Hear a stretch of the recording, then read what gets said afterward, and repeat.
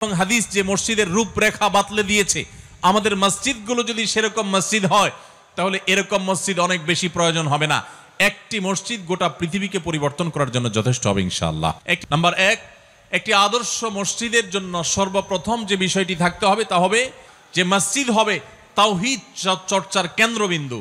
এখানে কোনো শিরকের নাম গন্ধ নিশানা থাকতে পারবে না। মসজিদে প্রার্থনা করবে শুধু আল্লাহ রাব্বুল আলামিনের কাছে। এখানে সেজদা হবে শুধু আল্লাহকে, কোনো কবরকে না, কোনো মাজারকে না, কোনো পীরকে না, কোনো জীবিত মৃত কোনো ব্যক্তিকে না, কোনো অদৃশ্য শক্তির কাছে কোনো সহযোগিতা চাওয়া নয়। একমাত্র সহযোগিতা চাওয়া হবে, সাহায্য চাওয়া হবে শুধু কার কাছে? আল্লাহ রাব্বুল আলামিনের কাছে।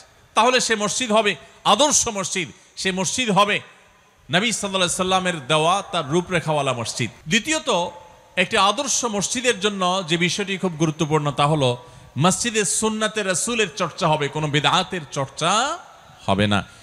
সুন্নাত প্রতিষ্ঠা হবে মসজিদের মূল কাজ।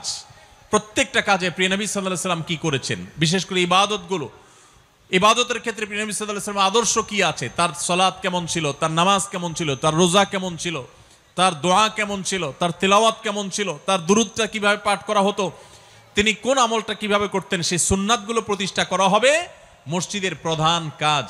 কোন মসজিদ যদি সুন্নাহ প্রতিষ্ঠা করে সর্বস্তরে তাহলে সেটি হবে আদর্শ একটা মসজিদ। তৃতীয়ত, মসজিদ যেহেতু আল্লাহর ঘর এবং সেখানে যেহেতু তাওহীদ প্রতিষ্ঠা করতে হবে, এটাকে কেউ ব্যক্তিগত খবরদারি প্রকাশের জায়গা হিসাবে গ্রহণ করতে পারবে না।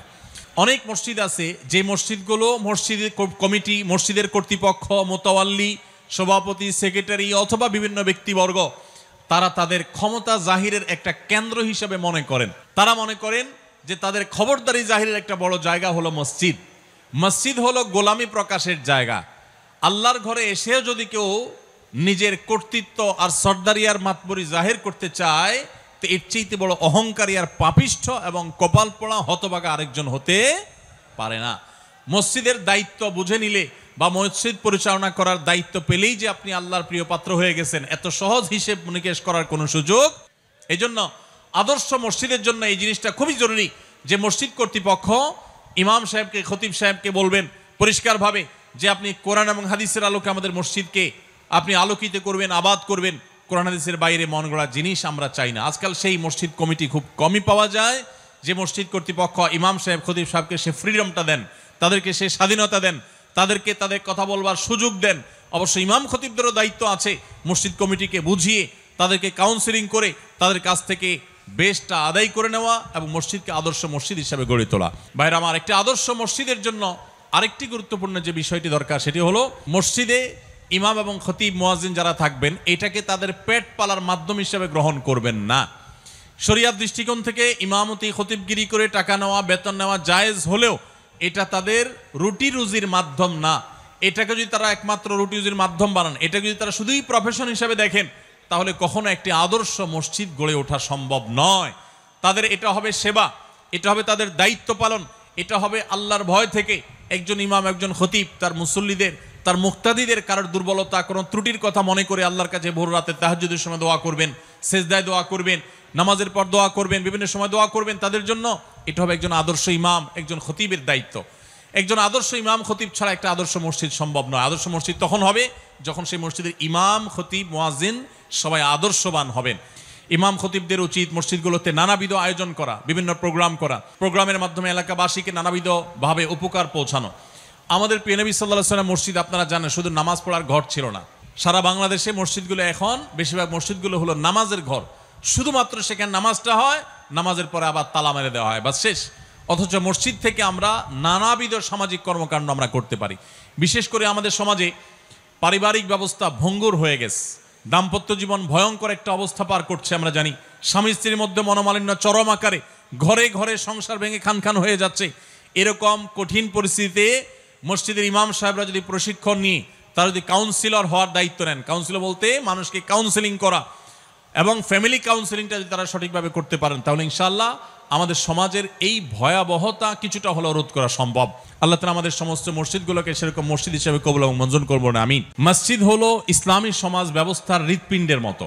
মানুষের শরীরের জন্য, মানুষের জন্য হৃৎপিণ্ড যেরকম গুরুত্বপূর্ণ অঙ্গ, ঠিক একইভাবে মসজিদ হলো একটা মুসলিম সমাজের হৃৎপিণ্ডের মতো। মসজিদ ছাড়া একটা মুসলিম সমাজ কখনো চিন্তাই করা যায় না, কল্পনাই করা যায় না। এই জন্য আমাদের প্রিয় নবী সাল্লাল্লাহু আলাইহি সাল্লাম মক্কা থেকে মদিনায় হিজরত করে আসার পর সর্বপ্রথম যেই কাজটি করেছেন, সর্বপ্রথম যে আমলটি করেছেন সেটি ছিল মসজিদ নির্মাণ।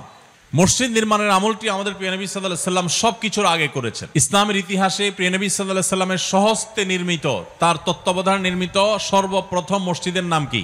মসজিদে কুবা। প্রিয় নবী সাল্লাল্লাহু আলাইহি সাল্লাম মক্কা থেকে হিজরত করে যখন মদিনায় প্রবেশ করেছেন, কুবা অঞ্চল দিয়ে, কুবা এলাকা দিয়ে প্রবেশ করেছেন মদিনায়। আর কুবা এলাকায় মদিনার মানুষ সমবেত হয়েছিল প্রিয় নবী সাল্লাল্লাহু আলাইহি সাল্লামকে অভ্যর্থনা জানাবার জন্য। আর সেই জায়গায় দাঁড়িয়ে তিনি সর্বপ্রথম কুবায় মসজিদ নির্মাণ করেছেন, সেখানে অবস্থান করে মসজিদ নির্মাণ করেছেন, সেখানে সালাত আদায় করে তারপর সামনে আরো মসজিদ নির্মাণ করেছেন। এরপরে মদিনার কেন্দ্রে যখন প্রবেশ করেছেন, আজকে যেখানে মসজিদে নববী অবস্থিত, সেখানে যেও তিনি প্রথম কাজ করেছেন মসজিদ নির্মাণ। নিজের বাসাবাড়ি নির্মাণ, নিজের থাকার জায়গা, ঠাঁই, এগুলো সব পরে চিন্তা করেছেন, আগে মসজিদ নির্মাণ করেছেন।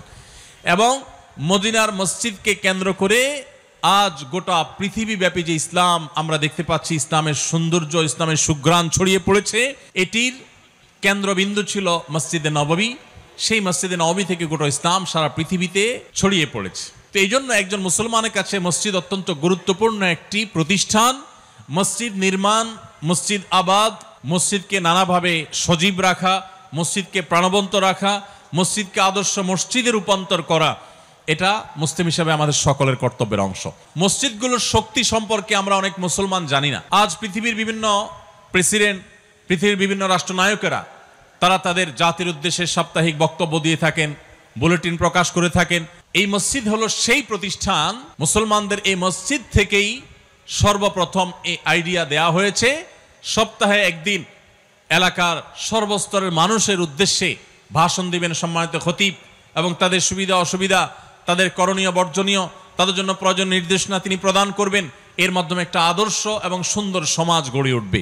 তো এটার কেন্দ্র হলো যে মসজিদ, সে মসজিদগুলো যদি আদর্শ মসজিদ হয়, সে মসজিদ যদি কোরআন এবং হাদিস যে মসজিদের ছক এঁকে দিয়েছে, কোরআন এবং হাদিস যে মসজিদের রূপরেখা বাতলে দিয়েছে, আমাদের মসজিদগুলো যদি সেরকম মসজিদ হয়, তাহলে এরকম মসজিদ অনেক বেশি প্রয়োজন হবে না।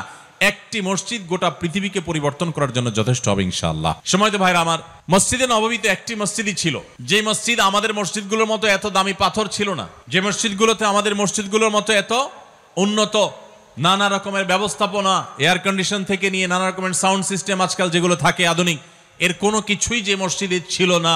সেই বাহ্যিকভাবে দুর্বল অবকাঠামোর উপর দাঁড়িয়ে থাকা সে মসজিদ এতটা শক্তিশালী ছিল, গোটা পৃথিবীর মোড় এটাকে খুব অল্প কিছুদিনের মধ্যে পরিবর্তন করে গোটা পৃথিবীর নেতৃত্বের আসনে মুসলমানদেরকে বসে দিয়েছিল এই মসজিদে নববী।